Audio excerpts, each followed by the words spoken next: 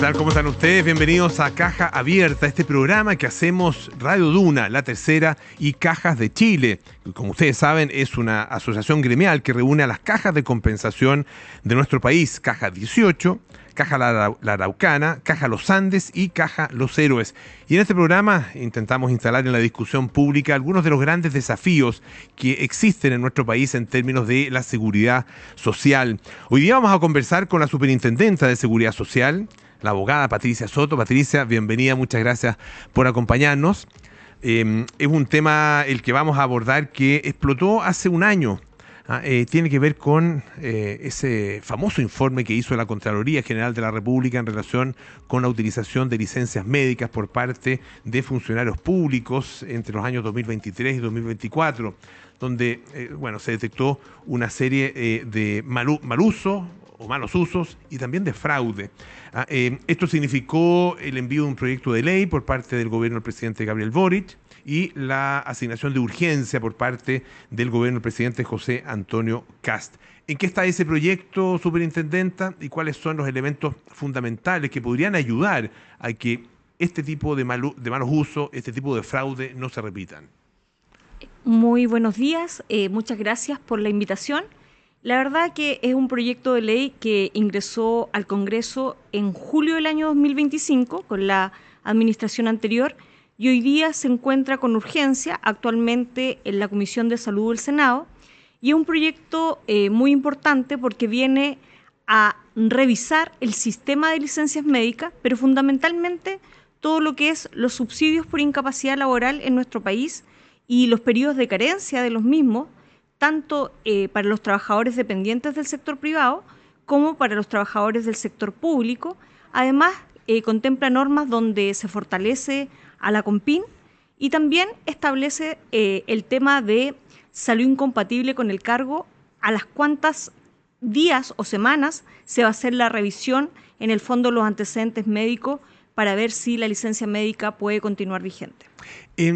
En la experiencia, aquí hay casos obviamente donde las personas efectivamente necesitan la licencia médica, tienen algún tipo de enfermedad, algún tipo de dolencia que les impide acudir a su trabajo, y eso es absolutamente legítimo y es un derecho de los trabajadores. En términos de los cambios esenciales que tiene este proyecto de ley, ¿qué va a significar para la persona que hace buen uso de la licencia médica? Efectivamente, este proyecto de ley viene a reforzar el sistema de licencias médicas en nuestro país. No obstante, creo que es un proyecto de ley al cual se le tienen que hacer indicaciones. Uh-huh.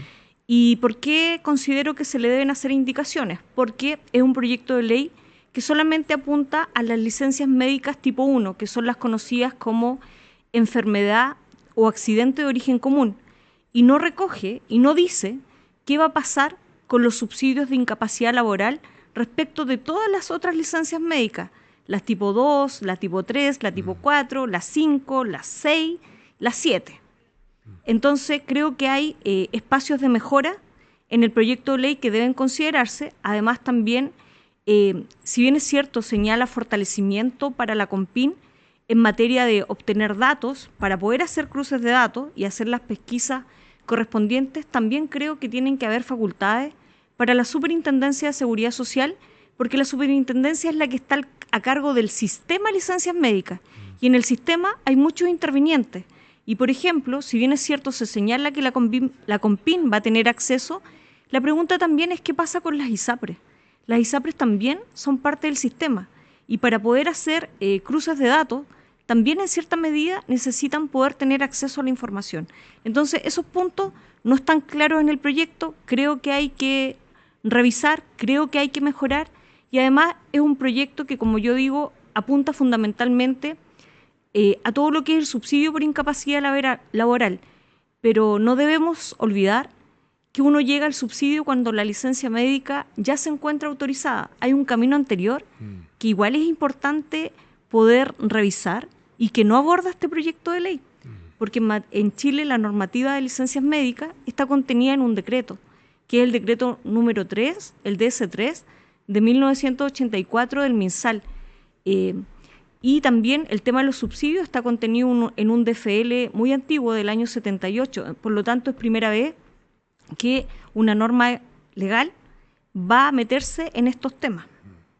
Superintendenta, la Superintendencia de Seguridad Social, es el organismo que actúa como regulador, como fiscalizador, supervisor de todos estos temas. Usted decía que también requiere alguna modificación en términos de sus atribuciones fiscalizadoras.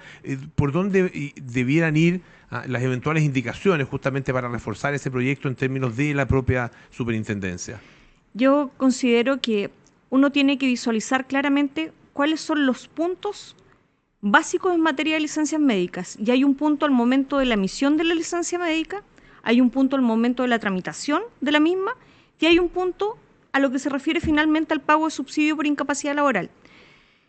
Desde cara a la emisión de la licencia médica, creo que hay cosas que debemos complementar y que no fueron atendidas en la última modificación que hubo en la Ley 20.585, que es de mayo del 2025. Por ejemplo, ¿qué sucede con aquellos profesionales en los cuales la Superintendencia de Seguridad Social, de oficio o por denuncia, les inicia una investigación y mientras tanto la investigación dura mínimo 6 meses?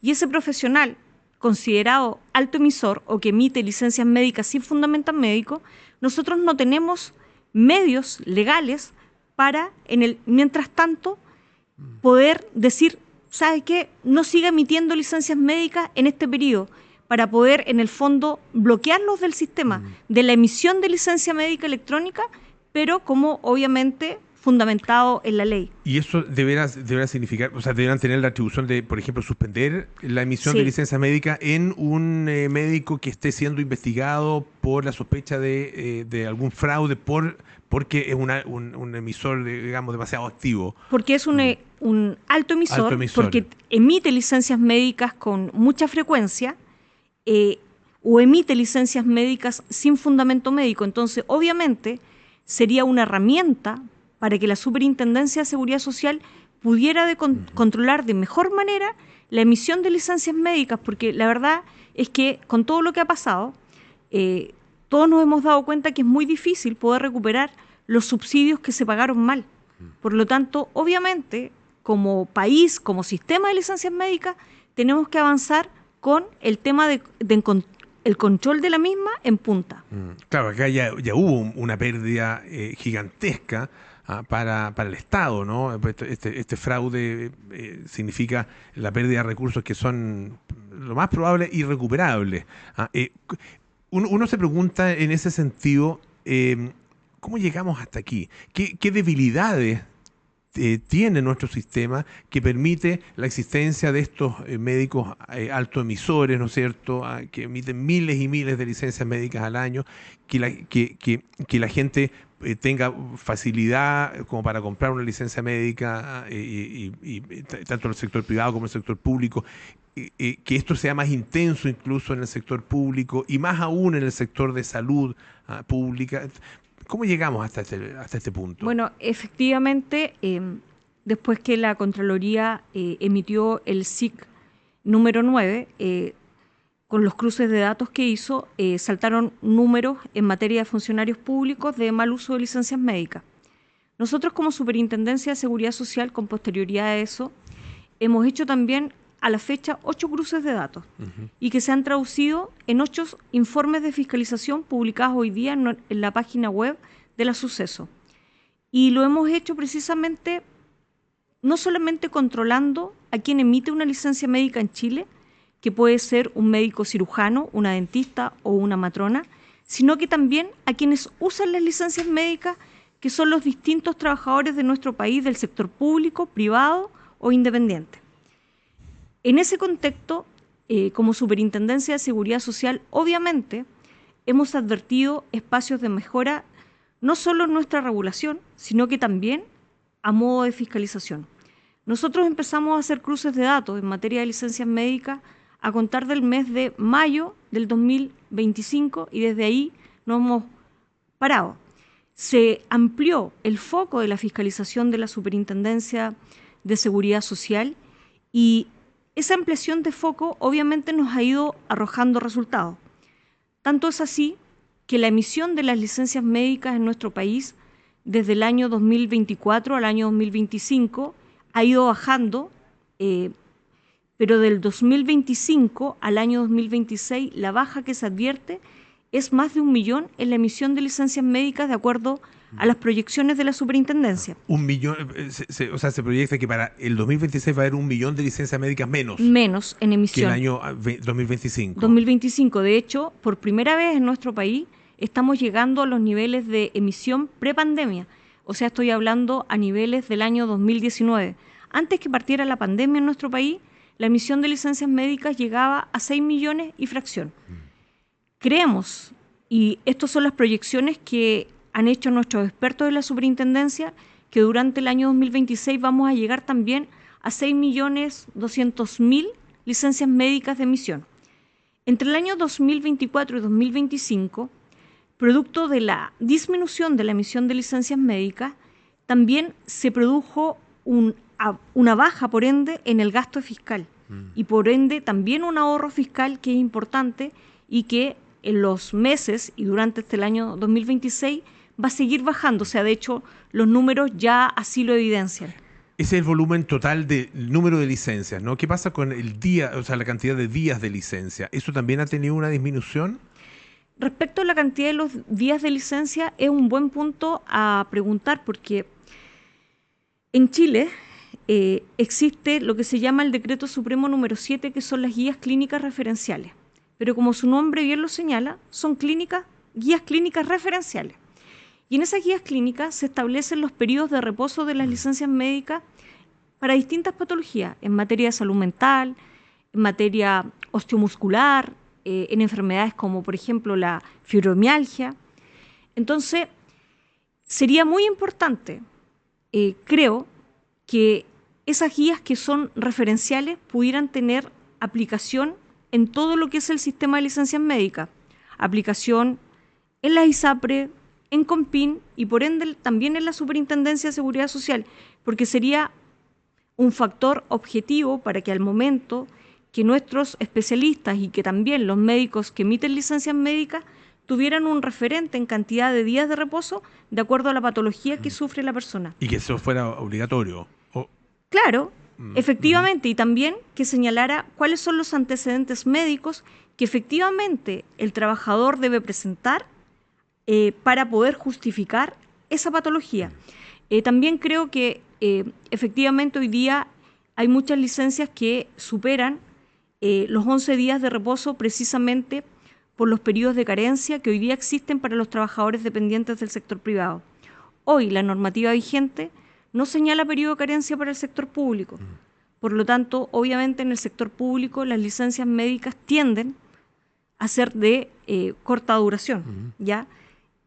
Excepcionalmente igual hay funcionarios con licencias de larga duración, pero también muchas de ellas obedecen a patologías de tipo oncológico. Dos cosas muy, muy cortas, superintendenta. Lo primero, ¿cómo se evita que paguen justo por pecadores? ¿No? Porque si aumentamos la fiscalización, aumentamos la supervisión y se hace todo esto más dificultoso para el trabajador, ¿no se estaría de alguna manera vulnerando el derecho que tienen las personas al descanso por enfermedad? Efectivamente, esa es la gran preocupación, o sea, cómo en el fondo equilibramos todos estos proyectos de ley. Porque por un lado, estos proyectos nacen o tienen su origen por el uso indebido de licencias médicas, pero por otro lado, como país debemos estar conscientes que efectivamente hay personas que están enfermas y que merecen usar su licencia médica como un derecho. Y aquí también quiero ser clara, o sea, en Chile se tiene derecho a licencia médica primero porque se es trabajador. No cualquier persona puede tener derecho a una licencia. Y ese trabajador además tiene que realizar cotizaciones. Tiene que realizar dos tipos de cotizaciones que son copulativas para tener derecho a licencia. Una en materia de salud, que es el 7%, y otra en materia de pensiones. Existiendo esas dos cotizaciones, el trabajador tiene derecho o acceso a una licencia médica y por ende va a tener derecho al pago de subsidio por incapacidad laboral en la medida que esa licencia médica se encuentra autorizada. Una última cosa, las cajas de compensación tienen un rol en la administración de las licencias médicas, son el principal actor, ¿no es cierto?, en el pago de esta prestación. ¿Cuál es su evaluación de la alianza entre el sector público y el sector privado y qué oportunidades ve para que se pueda profundizar el rol de las cajas como rol estratégico en este asunto? Bueno, nosotros como Superintendencia de Seguridad Social fiscalizamos a las cajas de compensación, a las 4 que existen en nuestro país, de manera integral. Y efectivamente la alianza público-privada que existe, yo la veo con muy buenos ojos. ¿Y por qué? Porque las cajas de compensación hoy día creo que realizan un rol que es fundamental. Ellos calculan los subsidios por incapacidad laboral y de ese cálculo procede el pago de la licencia médica. Porque hoy día en Chile, quien hace el pronunciamiento de la licencia médica son las distintas CONPIN de nuestro país. Una vez que la licencia está autorizada, va a la caja de compensación, la caja calcula y la caja paga. Por lo tanto, obviamente que el papel que desempeñan es fundamental. ¿Y por qué es tan fundamental? Porque hoy día en nuestro país las personas que se encuentran afiliadas a FONASA y que además se encuentran afiliadas a una caja de compensación, quien les paga el subsidio es la caja. Pero las personas que se encuentran afiliadas a FONASA y que no se encuentran afiliadas a caja de compensación, quien les paga el subsidio es lo que nosotros llamamos FONASA pago directo. Pero esa relación hoy día es 20% pagando FONASA y el 80% pagando las cajas de compensación. Por lo tanto, obviamente, el rol de protección social, de seguridad social que cumplen hoy en nuestro país es fundamental porque el pago del subsidio además debe realizarse prontamente porque es la remuneración del trabajador. Y en eso las cajas cada vez se han ido especializando, van cumpliendo las regulaciones que emanan de la Superintendencia de Seguridad Social y por lo tanto la evaluación que uno ve del sistema es buena. Patricia Soto, Superintendenta de Seguridad Social, muchísimas gracias por esta conversación. Agradezco mucho la invitación y el interés en el tema. Y a ustedes los invito a que sigan conectados porque viene una segunda parte de este programa. Vamos a estar conversando con 2 diputados que son integrantes además de la Comisión de Salud de la Cámara de Diputados. Espérenos.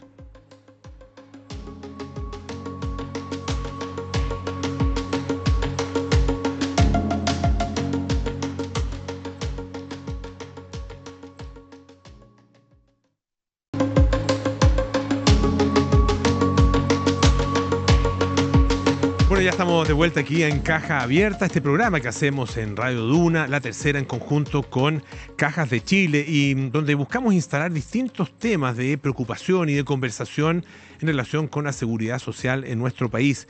Y uno de los temas que nos ha preocupado, y particularmente en este capítulo, tiene que ver con las licencias médicas y la reforma al sistema de licencias médicas. Y en esta sección, que se llama Vox Populi, vamos a conversar con 2 diputados. Ellos son integrantes de la Comisión de Salud, uno es psicólogo, el otro es médico, ambos relacionados obviamente con el mundo de la salud. En primer lugar, les quiero presentar al diputado Cristian Mella, diputado de la Democracia Cristiana por el Distrito 6 en la región de Valparaíso. Diputado, bienvenido, muchas gracias por estar acá. ¿Cómo está, Polo? Un gusto poder estar acá con usted, con mi colega, el doctor Zamorano. Un agrado porque nos estamos dirigiendo justamente a la gente de nuestro distrito y del país que quiere conocer estos temas de contingencia nacional. Que son temas además muy cercanos a las personas, ¿no? De esos temas que a uno le llegan por distintas vías como ciudadano.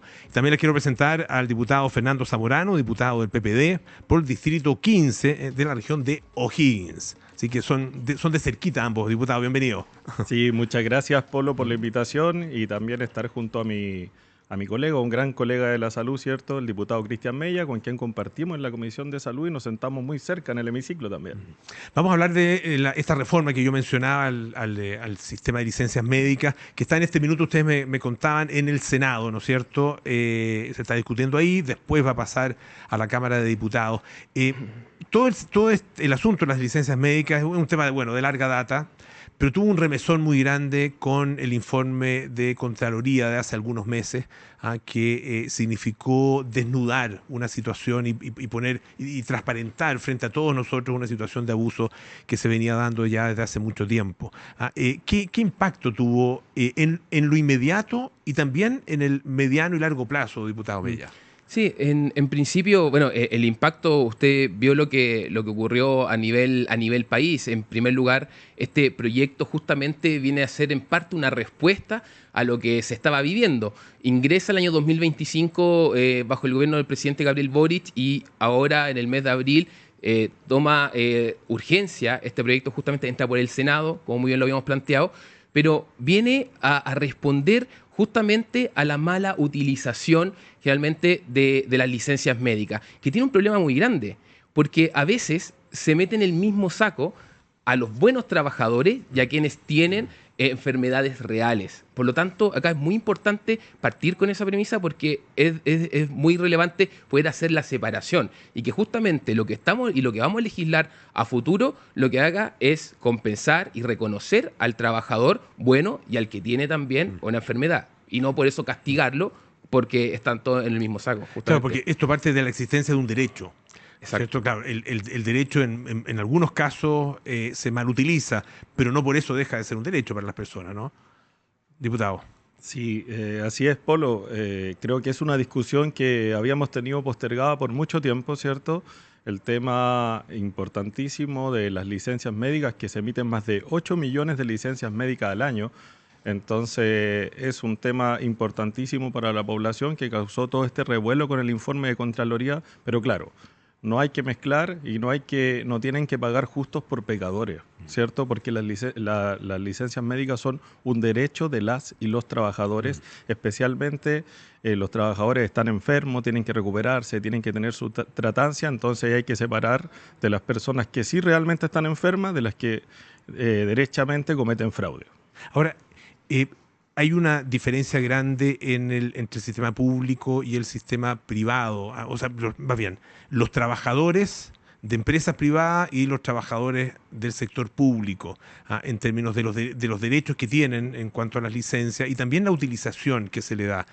Y es particularmente grave en el caso del sector público porque los días anuales de licencia son muchísimo mayores que en el sector privado y particularmente en el sector de la salud. En lo que ustedes han explorado, ¿con qué se encuentran en términos de la utilización, ya sea legítima o fraudulenta, de las licencias? Sí, en principio, muy buena pregunta porque lo que nos hemos encontrado han sido con ejemplos, con situaciones en particular que son bastante interesantes, que la podemos ejemplificar ahora. Por ejemplo, la semana pasada estuvimos junto a funcionarios de salud del hospital de Quilpué y ellos nos comentaban que en un momento el ausentismo llegaba a los 34, 35 días, imagínense. ¿Y qué es lo que ocurrió? Empezaron a tomar medidas, mayor fiscalización de las licencias en particular y lograron disminuirlo a 24 días. Ocurre algo que es muy interesante. Los propios médicos a veces pueden dar licencias médicas en los mismos establecimientos, compañeros en particular. Por eso que es tan relevante una ley que proteja a los médicos y que proteja a los trabajadores. Justamente con el afán de que los trabajadores buenos tengan esta posibilidad y no sean justamente paguen los justos por pecadores. De ahí que es tan relevante lo que estamos legislando ahora. En su experiencia, diputado, como médico, ¿cuál es un poco la visión que nos podría transmitir de lo que significa el otorgamiento de licencias y por qué se llega al abuso? Como decíamos, el otorgamiento de licencia es para personas que están realmente enfermas. Es un derecho fundamental de la y los trabajadores de Chile. Para que se recuperen, son personas que no pueden trabajar, ¿cierto? Y que además van a recibir un monto en dinero para poder subsistir en su día a día cuando estén con este reposo en casa. Yo creo que han sido una serie de factores. Una serie de factores donde las personas han buscado una forma alternativa de faltar a sus trabajos. Yo no estoy de acuerdo y lo condeno derechamente estas licencias fraudulentas que han ocurrido y sobre todo en el sistema público. sobre todo en el sistema público, por ejemplo en el CEFAM, porque muchas veces no están los recursos para buscar inmediatamente el reemplazo y los pacientes quedan sin atención.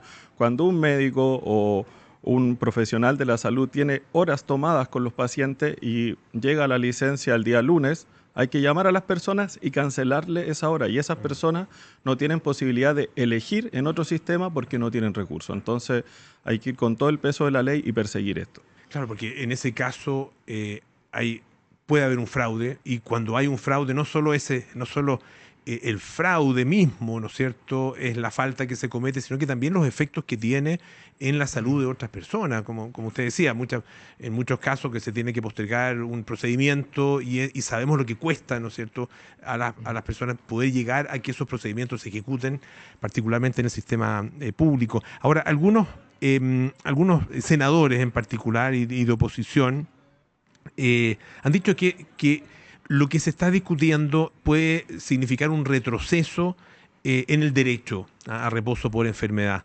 ¿Cómo encontrar el equilibrio entre disminuir el abuso y al mismo tiempo no restar los beneficios? Claro, en estricto rigor, ese argumento va de la mano por los días de carencia, ¿no? De lo que se habla en la ley, que hoy día en el sistema público no existe, se pretende aumentar a 2. Desde Claro. mi punto de vista, derechamente no debiese haber días de carencia en ese sentido. ¿Y por qué razón? Porque pongámonos en el caso de un trabajador realmente enfermo que a lo mejor está con algún tipo de resfriado, que puede decir, ¿sabes qué? No voy a ir a trabajar, puede contagiar al resto, o al revés. ¿Sabes qué? Es para muy pocos días, me pueden descontar finalmente, y lo que voy a hacer, voy a tratar de buscar la alternativa de pedir 11 días o más, y por lo tanto también hay una falta al trabajo aquí, y por esa razón está el argumento de la pérdida de derecho en ese sentido, para aumentar el mundo público a 2 días. Desde mi punto de vista, al menos, esto debiese quedar sin día de carencia. Sin carencia, ¿usted coincide en eso, diputado? Coincido totalmente en que tiene que quedar sin días de carencia y Porque, también... perdón, para recordar, actualmente son 3 días de carencia en el caso del sector privado y no hay carencia en el caso del sector público, ¿no? Efectivamente, así es. Pero además yo creo que este proyecto tiene que tener 2 pilares fundamentales. Uno, que son fortalecer la fiscalización y el rol institucional, y por otro lado también fortalecer el rol y el espíritu de la licencia médica, que es un rol sanitario, ¿cierto?, y un rol social también. Eso hay que fortalecerlo, ambos son como los 2 pilares que hay que fortalecer en este proyecto. Y eso significa, ese fortalecimiento, significa más recursos para la fiscalización, por ejemplo, de la superintendencia. Desde mi punto de vista, al menos, disculpe, significa que las distintas entidades tienen que empezar a conversar. Y le voy a colocar un ejemplo muy, muy claro. Conversa, por ejemplo, el COMPIN con el Servicio de Puesto Interno. Es decir, cuando alguien que está con licencia, si está emitiendo algún tipo de boleta en otro lugar, tenemos esta alerta que se emana en algún momento. En otros países existe. Todas las entidades conversan, y por lo tanto que en Chile eso no ocurra, por supuesto que es un paso que nosotros tenemos que dar, que primero empiece a conversar las distintas entidades para buscar justamente a los que están cometiendo fraude. Entiendo que esa información existe, o sea, la información de hecho existe. Claro, el tema es cruzarla, ¿no es cierto? El tema es cruzarlo, que eso es lo fundamental. Cuando se ha cruzado, recuerdo hace muy poquito, también con Cajas de Chile se realizó un seminario en que se habló justamente de este tema, y uno de alguna manera, demostraciones de fraude era justamente esa. Sí. Personas que estaban con licencia en su pega principal, digamos, y estaban emitiendo boletas por otros lados. Y disculpe, que uno de los grandes logros de la señora Dorothy Pérez, poder cruzar información que Claro. está ahí, pero que no está de forma automática. Claro. Eso es importante, cruzar la información, pero también, y aquí quiero marcar una diferencia con lo que ha pasado en las primeras semanas de instalación del gobierno, el tema de los recursos. Porque como lo dije en la idea inicial, hay que fortalecer la fiscalización y también el rol institucional. Entonces estamos reduciendo los recursos en salud. Inicialmente dijeron que iba a ser un 3%, que eran 517.000 millones, y ahora hablan de un 2,5%, que son 400.000. Entonces, ¿cómo pedimos más fiscalización, cierto?, para pesquisar las personas que cometen fraude, cierto?, y disminuimos los recursos. Yo creo que hay que aumentar la fiscalización, pero también va del tema de los recursos. Las leyes no son nada si no tienen financiamiento. Claro, además que aumentar los recursos en fiscalización podrían tener un beneficio económico muy sustantivo, como ha quedado demostrado en varios asuntos. O sea, Así es. se fiscaliza más el tema de las licencias médicas y bajaron de manera muy sustancial las licencias médicas. Se fiscaliza el pago del CAE. Y bajó también la morosidad en el CAE. Muchísima gente que volvió a pagar o que empezó a pagar por primera vez. Así es. Mire, voy a colocar un ejemplo. El día lunes recién pasado al equipo de la ministra Micho Malí le hice la propuesta. Le dije, mire, a partir de la reunión con los funcionarios del hospital de Quilpué, lo que debiesen hacer acá, a ver, contraten 1 o 2 personas en el COMPIN que se dedique exclusivamente a hacer seguimiento en los hospitales. Y hagan el cálculo ustedes, cuánto es lo que se va a reducir finalmente, cuánto es el costo, cuánto es finalmente lo que se reduce en costo. Y a ellos les pareció una muy buena propuesta, que la van a estar estudiando según lo que me informaron, para poder tratar de aplicarlo, si es en un lugar como piloto y después en todo el país. Ahora, hay también, si uno va más atrás, un tema cultural, porque sí, existen probablemente los espacios y a veces los incentivos para hacer este fraude. Pero también un tema de falta de honestidad muy profunda de parte de las personas. Como que la posición es, bueno, si me puedo aprovechar, es legítimo que yo me aproveche porque me están dando los espacios. No hay en ese sentido una ética, digamos, del ciudadano, que también deberá estar de alguna manera presente. Pero yo creo que eso hay que reforzarlo con la fiscalización, como decía, como uno de los pilares fundamentales de esta reforma, y fortalecer el rol institucional. Y para eso son importantes los recursos en salud. Y ahí, Superintendencia de Seguridad Social, ¿no es cierto? Con PIN. ¿Qué otro organismo debiera ser fortalecido en ese sentido para poder ejecutar esta fiscalización? Yo creo que son importantes las alianzas público-privadas, ¿cierto? Como con las cajas de compensación, para que crucemos datos, que crucen los datos FONASA, COMPIN, la Suceso, y así pesquisar este fraude masivo que ha existido, que ha estado disminuyendo con la acción de la Contraloría, pero son importantes las alianzas público-privadas en ese sentido. Sí, y bueno, y de mi punto de vista, tenemos que pensar en una nueva entidad fiscalizadora, médica, de carácter técnico, que eventualmente, al menos de mi punto de vista, que también pueda ir corroborando que efectivamente las enfermedades en particular y la fiscalización. Yo creo que hacia allá tenemos que seguir avanzando prontamente. En este mismo seminario que yo les mencionaba, el senador Juan Luis Castro dio un dato que es bien impresionante, porque dijo que solo un 2,8% de los sumarios iniciados por fraude en el uso de las licencias médicas en el sector de salud han sido cerrados. 2,8%. Y llevamos ya hartos meses de esta situación. ¿Qué opinan ustedes? Es una pésima señal porque significa que cerca de un 97% de los sumarios o están en proceso o no han terminado, ¿cierto? Se está investigando, entonces eso igual puede mostrar algunas deficiencias del sistema, algunas deficiencias de personal, por ejemplo, que faltan por la falta de recursos, y hay que seguir con esos sumarios porque si no damos una mala imagen a varios entes, a los emisores, por ejemplo, a los grandes emisores o los que cometen fraude, a los trabajadores honestos que se enferman y que necesitan, obviamente, este derecho, y también a nosotros mismos como legisladores, porque tenemos que poner hincapié en hacer de esta reforma una buena reforma.